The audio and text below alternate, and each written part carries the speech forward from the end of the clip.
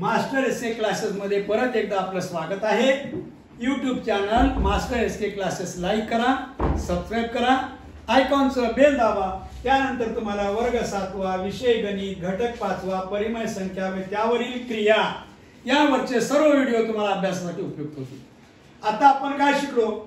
दशांश संख्यांचे, परिमेय संख्यांचे दशांश रूप कसे असते आणि कसे काढावे आपण शिकलो।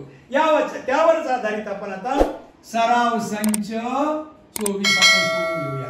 खालील परिमेय संख्या दशांश रूपात मांडा। आता तुमच्या समोर 3 उदाहरण आहेत।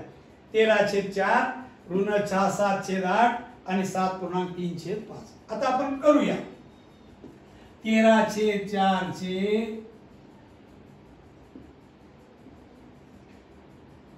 दशांश रूप काढू।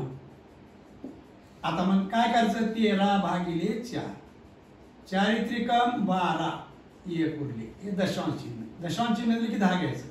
4 दुनी 8, हे 2 उरले, हे 20, 4 पंच 20। हे खंडित रूप आहे म्हणून आपण काय लिहायचं बघा। 13/4 बरोबर 3.25। लक्षात आलं? छेद 4 8 असेल तर नक्कीच खंडित रूप आपल्याला मिळेल। आता या छेद दशांश अपूर्णांकात रूपांतर करू।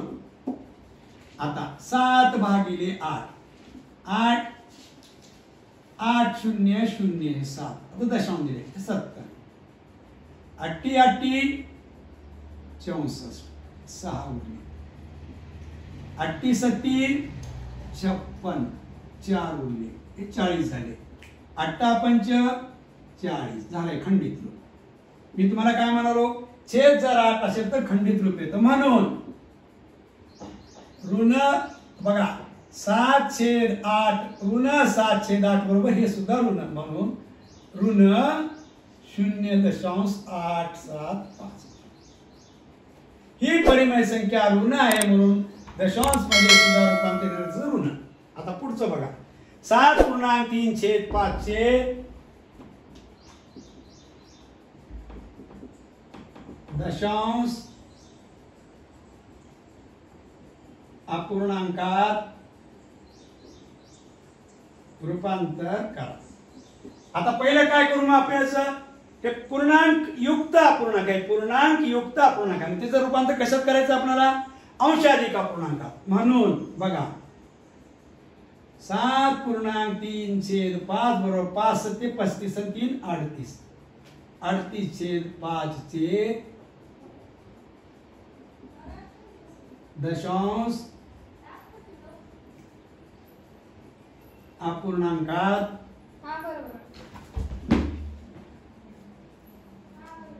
रूपांतर करू। आता बघा 38/5, 5 7 35, 3 उरले, दशांश चिन्ह 30 झाले, 5 1 30। आता म्हणून 7.3/5 बरोबर 38/5 बरोबर 7.6। आलं लक्षात? अशा रीतीने तुम्हाला दिलेल्या अपूर्णांकाचे, परिमेय संख्यांचे आपल्याला दशांश रूपात रूपांतर करता येते। आता 5/12 या परिमेय संख्या दशांश रूपात लिहायची आहे। छेद दशांश रूपात रूपांतर करू। आता बघा 5/12, 12 0 0, हे 5, हे दशांश दिले की 50, 5 चौक 48, हे 2 उरलं, हे 20, 12 1 12, हे 8 उरलं, 80, 12 सकम 72, हे 8 उरलं, 80।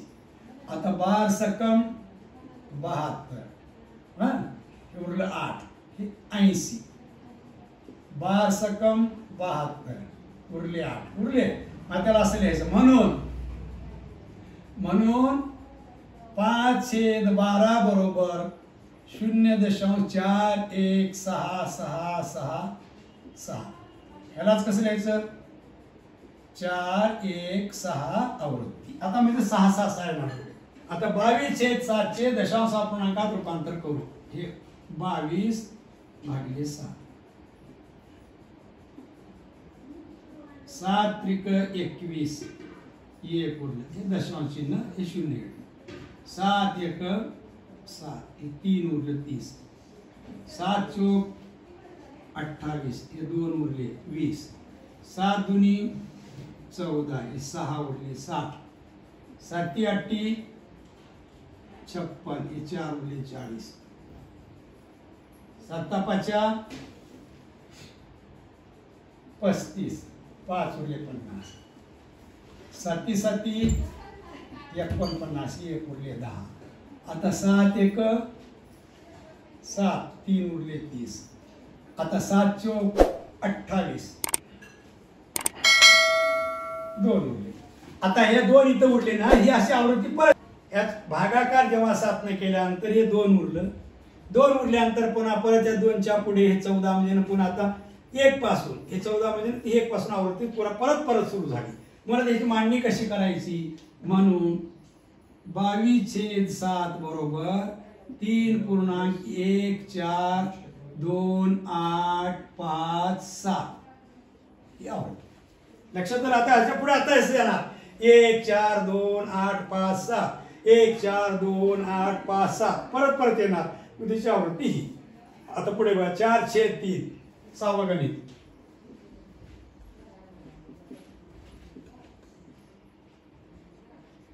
दशांश अपूर्णांकात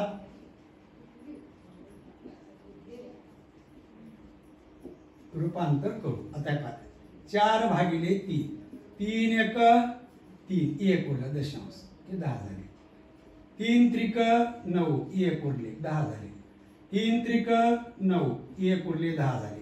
आता हीच आवृत्ती येणार ह्याच्या पुढे आता म्हणून 4/3 बरोबर 1.333 बरोबर 1.33 आवृत्ती आलं. आता 7वं गणित यानंतर आपण सोडूया. आता आखरी गणित आहे उदाहरण सराव संच 24 मधलं 7/9 दशांश अपूर्णांकात रूपांतर करू.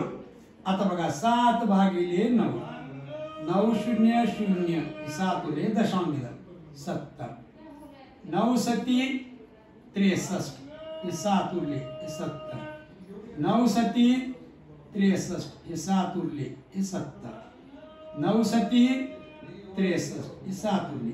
आता हीच आज राहणार म्हणून आपण काय करूया हा आवृत्ती अपूर्णांक आहे म्हणून 7/9 बरोबर 0.7777 यालाच कसं म्हणतात 0.7 ची आवृत्ती. अशा रीतीनं तुमचा हा सराव संच 24 या ठिकाणी संपलेला आहे आणि याच्या पुढचा घटक तुम्हाला आपण नंतर पुढच्या पाठात शिकूया. विद्यार्थी मित्रांनो, मी आपल्या सेवेमध्ये एकच उद्देश घेऊन येत आहे. एकच ध्यास विद्यार्थ्यांचा विकास, एकच ध्यास विद्यार्थी विकास. तरी तुम्हाला माझी कळकळीची विनंती आहे, तुम्ही काय करायचं आहे लाईक करून सबस्क्राईब करा आणि बेल आयकॉनवरील बटन क्लिक करून टाका.